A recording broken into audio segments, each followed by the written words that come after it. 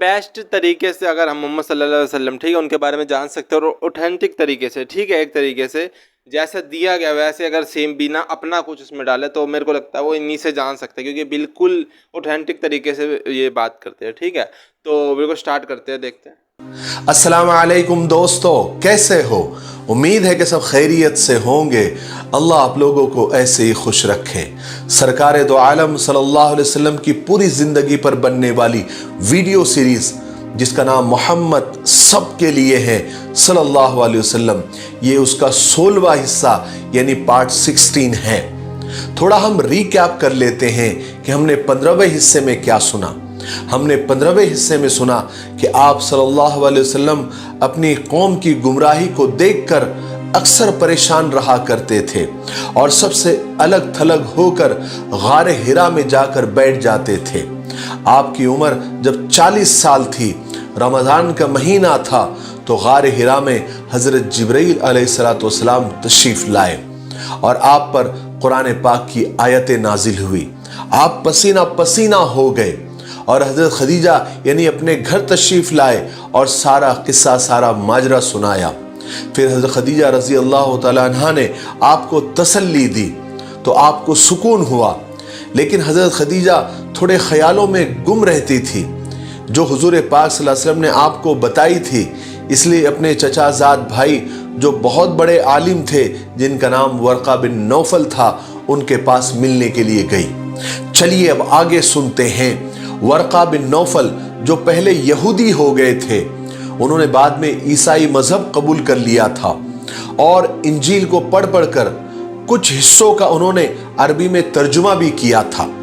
حضرت خدیجہ رضی اللہ تعالیٰ عنہ ان کے پاس پہنچی اور جو رسول پاک صلی اللہ علیہ وسلم نے حضرت خدیجہ سے بیان کیا تھا, جو کچھ آپ کے ساتھ ہوا تھا, جو کچھ آپ نے دیکھا تھا, سنا تھا, سب ورقہ بن نوفل کو بتلا دیا.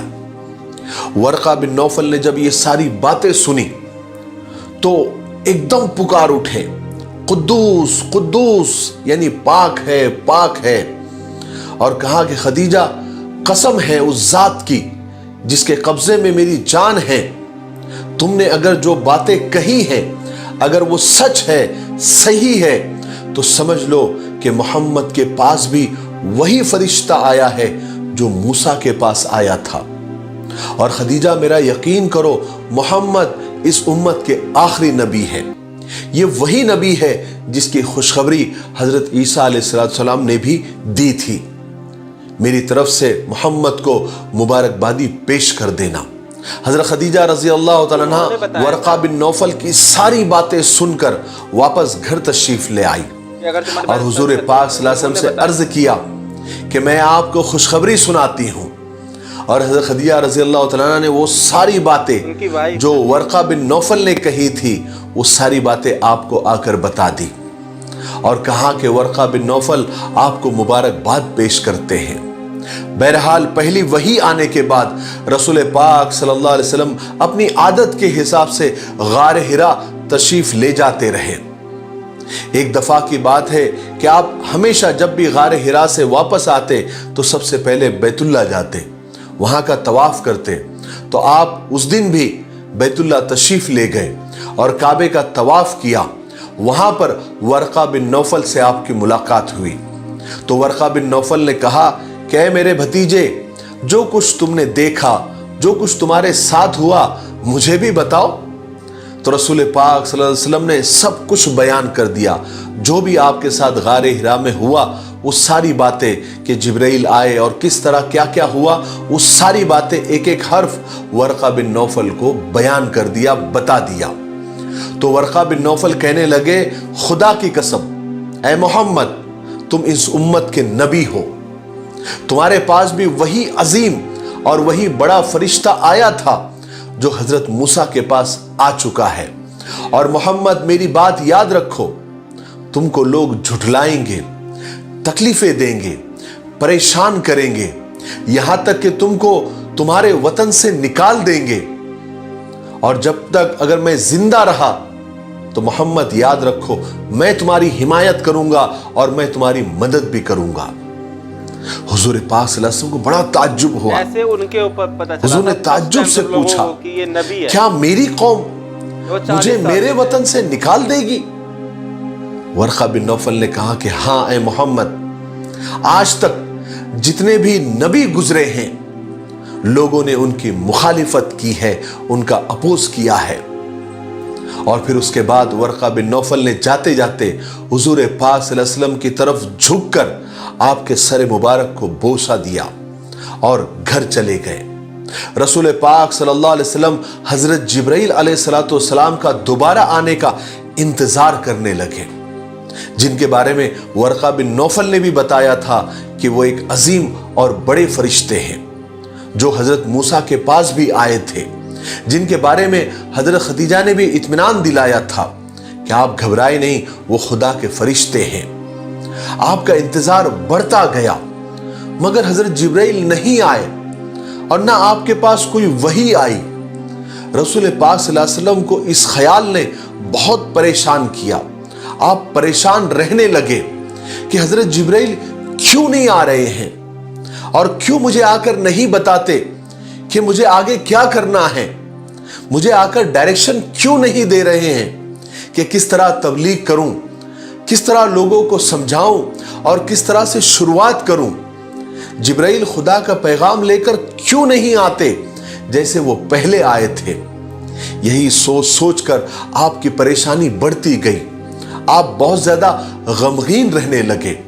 हजरत खदीजा रजी अल्लाह तआला अन्हा ने भी आपकी इस बेचैनी को ताड़ लिया और आप भी परेशान और गमगीन रहने लगी। लेकिन हजरत खदीजा ने अपने आप को संभाला और रसूल पाक सल्लल्लाहु अलैहि वसल्लम को इत्मीनान और तसल्ली देने लगी ताकि आपकी तबीयत का कुछ बोझ हल्का हो। जब बहुत लंबा वक्त गुजर गया तो हुजूर पाक सल्लल्लाहु अलैहि वसल्लम की बेकरारी और बढ़ती चली गई। आप बेचैनी में कभी उस पहाड़ पर, कभी उस पहाड़ पर, कभी इस टीले पर, कभी इस टीले पर चढ़ जाते। आपका दिल बहुत परेशान हो गया था। रसूल पाक सल्लल्लाहु अलैहि वसल्लम का दिल मुबारक बहुत तकलीफ महसूस कर रहा था। वही के रुक जाने से आपकी रूह मुबारक भी बेचैन हो गई थी। आपने फिर 1 महीने तक गार हिरा में क़याम फरमाया, यानी वहीं पर ठहरे रहे और खुदा की इबादत में मशगूल रहने लगे। फिर 1 महीने के बाद आखिर खुदावंद करीम ने अपना फजल फरमाया। 1 महीना गार में रहने के बाद जब आप वापस आ रहे थे तो आपने अचानक एक आवाज सुनी। आपने आगे देखा, आपने पीछे देखा, आपने बाएं देखा, दाएं देखा, लेकिन कुछ भी नजर नहीं आया। फिर आपने ऊपर नजर उठाई तो देखा कि वही फरिश्ता यानी हजरत जिब्राइल आपके सामने हैं जो पहले गार हिरा में आए थे। और इस दफा हजरत जिब्राइल जमीन और आसमान के बीच कुर्सी पर बैठे हुए थे। आप सल्लल्लाहु अलैहि वसल्लम पर डर और खौफ तारी हो गया। आप डरते कांपते घर तशरीफ लाए और हजरत खदीजा से फरमाया कि मुझे चादर उड़ाओ, मुझे चादर उड़ाओ, मुझ पर ठंडा पानी डालो। उस वक्त आप पर ये आयत नाजिल हुई थी, या अय्युहल मुद्दस्सिर कुम फअंजिर व रब्बक फकब्बिर व सियाबक फतहिर वर्रुज्ज फहजुर वला तमनुन तस्तक्सिर वलिरब्बिका फस्बिर, जिसका तर्जुमा है कि ए कपड़े के ओढ़ने वाले उठो, यानी अपनी जगह से उठो और खुदा के दुश्मनों को डराओ और अपने रब की बड़ाई बयान करो और अपने कपड़ों को पाक रखो और बुतों से अलग रहो जिस तरह से आप अब तक अलग रहे हो।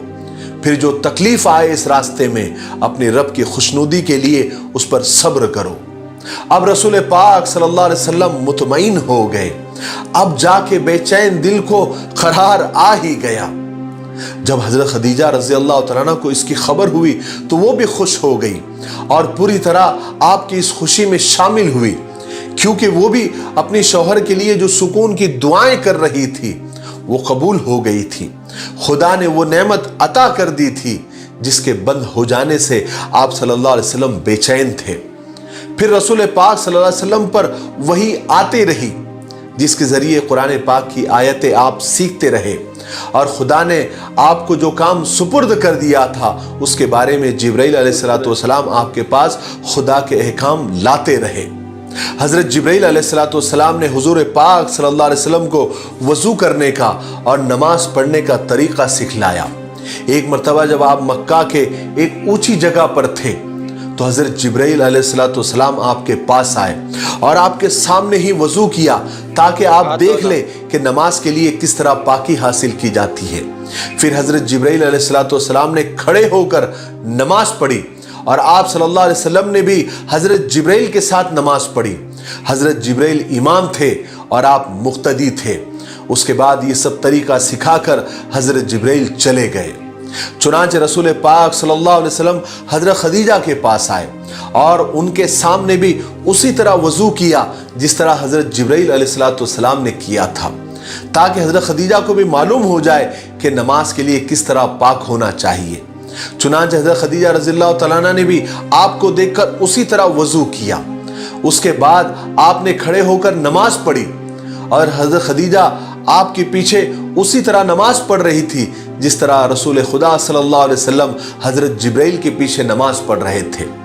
حضرت علی رضی اللہ تعالیٰ عنہ چونکہ حضور کے پاس ہی رہ رہے تھے، آپ کی تربیت آپ کی پرورش میں تھے، انہوں نے جب حضور کو اور حضرت خدیجہ کو نماز پڑھتے دیکھا، کبھی رکوع کرتے دیکھا تو کبھی سجدہ کرتے دیکھا اور قرآن پاک کی آیتیں پڑھتے ہوئے سنا، چونکہ وہ آیتیں سچائی کا راستہ دکھاتی تھی اور برائیوں سے روکتی تھی۔ حضرت علی چونکہ ابھی لڑکپن میں ہی تھے، بچے ہی تھے، وہ تعجب سے حضور پاک صلی اللہ علیہ وسلم کو اور حضرت خدیجہ کو نماز پڑھتے دیکھتے تھے۔ حضرت علی رضی اللہ تعالیٰ عنہ چونکہ حضور سے بے حد محبت کرتے تھے، آپ جو کچھ فرماتے تھے اس کو سچے دل سے قبول فرماتے تھے اور اس بات پر بھی پورا بھروسہ کرتے تھے کہ آپ جو کچھ بولتے ہیں وہ صحیح بولتے ہیں اور آپ سب کا بھلا ہی چاہتے ہیں۔ لیکن حضرت علی رضی اللہ تعالیٰ عنہ نے اس سے پہلے حضور پاک صلی اللہ علیہ وسلم کو اتنی عاجزی، اتنی انکساری سے سجدہ کرتے نہیں دیکھا تھا اور نہ ہی اتنا پاک اور نصیحتوں سے بھرا کلام پڑھتے دیکھا اور سنا تھا۔ چنانچہ حضرت علی رضی اللہ تعالیٰ عنہ سے رہا نہیں گیا، انہوں نے حضور سے اور حضرت خدیجہ سے پوچھ ہی لیا کہ یہ سب کیا ہے۔ حضور نے فرمایا، علی یہ خدا تعالیٰ کا سچا دین ہے، اسی کی وجہ سے خدا اپنے پیغمبر اور رسولوں کو بھیجتا ہے۔ حضرت علی بڑے غور سے اور تعجب سے آپ کی باتیں سنتے۔ چونکہ حضرت علی کا یہ بچپن کا ہی دور تھا تو ان کو بڑی حیرانی ہوتی تھی، لیکن بچے ہونے کے باوجود حضرت علی رضی اللہ تعالیٰ عنہ حضور پاک صلی اللہ علیہ وسلم کو سب سے زیادہ نیک اور سچا اور امانت دار اور دیانت دار سمجھتے تھے۔ آج کے لیے اتنا کافی ہے، اس لیے ہم یہیں پر رکتے ہیں کیونکہ ویڈیو اب زیادہ لمبا ہو رہا ہے۔ اب آنے والے 17ویں حصے میں یعنی پارٹ 17 میں ہم سنیں گے کہ حضرت علی رضی اللہ تعالیٰ عنہ نے کیا جواب دیا اور پھر آپ صلی اللہ علیہ وسلم نے کس طرح نبوت کا اعلان کیا اور لوگوں کو ایک اللہ کی طرف، ایک خدا کی طرف بلایا۔ پھر لوگوں کا ریئیکشن کیا تھا، لوگوں نے کس طرح ریئیکٹ کیا، یہ ہم آنے والے، اور کس طرح سے آپ کو تکلیفیں پہنچانا شروع کی، آپ کو کس طرح جھٹلایا اور اس کے بعد آپ کو کتنی تکلیف ہوئی، پھر اللہ تبارک و تعالیٰ نے کس طرح آپ پر وحی نازل کی، یہ ہم آنے والے 17ویں حصے یعنی پارٹ 17 میں سنیں گے۔ تب تک آپ اپنے وعدے پر قائم رہیں، اس سیریز کے ویڈیو کو زیادہ سے زیادہ شیئر کریں اور رسول پاک صلی اللہ علیہ وسلم کی سیرت مبارکہ سے لوگوں کو متعارف کرائے، یعنی لوگوں تک ان ویڈیوز کو زیادہ سے زیادہ پہنچائے، خاص کر کے جو آج کی نوجوان نسل ہے ان تک ضرور آپ پہنچائیں۔ میرے لیے، پوری امت کے لیے اور پوری انسانیت کے لیے خیر اور بھلائی کی دعا کرتے رہیں۔ السلام علیکم ورحمۃ اللہ وبرکاتہ۔ ممی بول رہی تھی کہ بیچ میں کہ یہ تو دوبارہ ہم نے دیکھ رکھا ہے، کیونکہ وہ بخار والا جو آیا نا، وہ کہہ رہے تھے کہ واپس جب آئے اور چادر اڑائی، لیکن وہ سیکنڈ ٹائم بھی یہی ہوا تھا جیسے انہوں نے بتایا۔ وہ فرسٹ ٹائم جب وہ غار ہرا سے جب آئے تھے، جب محمد ریڈ، ٹھیک ہے، جب یہ بولا گیا جب وہ آئے تھے تب ہوا تھا، اور سیکنڈ ٹائم جب دوبارہ جب وہ بہت ویٹ کر رہے تھے کہ دوبارہ کب میرے کو جبرائیل علیہ السلام دکھے گا یا وہی آئے گی، ٹھیک ہے، اس کے بعد دوبارہ یہ سیکنڈ ٹائم ہوا تھا، ٹھیک ہے۔ تو یہ پہلے کیسے وضو کیسے کی جاتی ہے، ٹھیک ہے، سجدہ کیسے کیا جاتا ہے، پہلے یہ آیا کہ لوگوں کو اتنا تک لے کے جائے، یا خود جو رسول اللہ محمد صلی اللہ علیہ وسلم وہ پہلے کرے ہیں، اس کے بعد دھیرے دھیرے جو لوگ ان سے جڑے گئے، جیسے حضرت علی ہے، حضرت علی رضی اللہ عنہ، ٹھیک ہے، وہ ان سے دیکھ کے بچپن سے ہی، یہ سمجھ رہے ہو کہ وہ پیدا بھی ہوئے جو ہے کعبہ کے اندر، اور پھر وہ سیکھ کس سے رہے وہ دیکھو، ٹھیک ہے. تو یہ اپنے آپ میں ایک میریکل کی بات ہے. اور باقی ابھی وجود تک کا آیا ہے، ٹھیک ہے. اب اس کے بعد دیکھتے بھی کیا کیا آئے گا. انہوں نے بتایا کہ جو ظلم ہوئے گے ہیں، اور وہ یہ میری امت جو ہے مجھ کو یہاں سے نکال دے گی، مجھ کو یہاں سے جانا پڑے گا، تو وہی ہوئے گا. وہ مدینہ جب گئے تھے رسول اللہ محمد صلی اللہ علیہ وسلم، مدینہ کا نہیں، ہم نے مدینہ کا سفر دیکھا تھا، جو لوگ ہم دیکھ رہے تھے اس میں کیسے کیسے وہ گفا میں گئے، وہاں کے جو لوگ ہیں ان کو ڈھونڈ رہے تھے، پھر وہ گفا میں گئے، وہاں پہ رکے ایک رات، وہاں رکے، پھر وہ اتر رہے، پھر پورا سفر دیکھ رہے ہیں. وہ سفر بھی ہوئے گا. تو وہ یہ بات ہے کہ یہ سب بھی ہوگا ایک نبی کے اوپر، ٹھیک ہے، ایک آخری نبی کے اوپر. تو اتنا ہم کو اور یہ سب بھی ابھی اور دیکھنا ہے، ٹھیک ہے. تو ملتے ہیں نیکسٹ میں، کوئی اور ویڈیو ہو تو بتانا، ٹھیک ہے، بائے.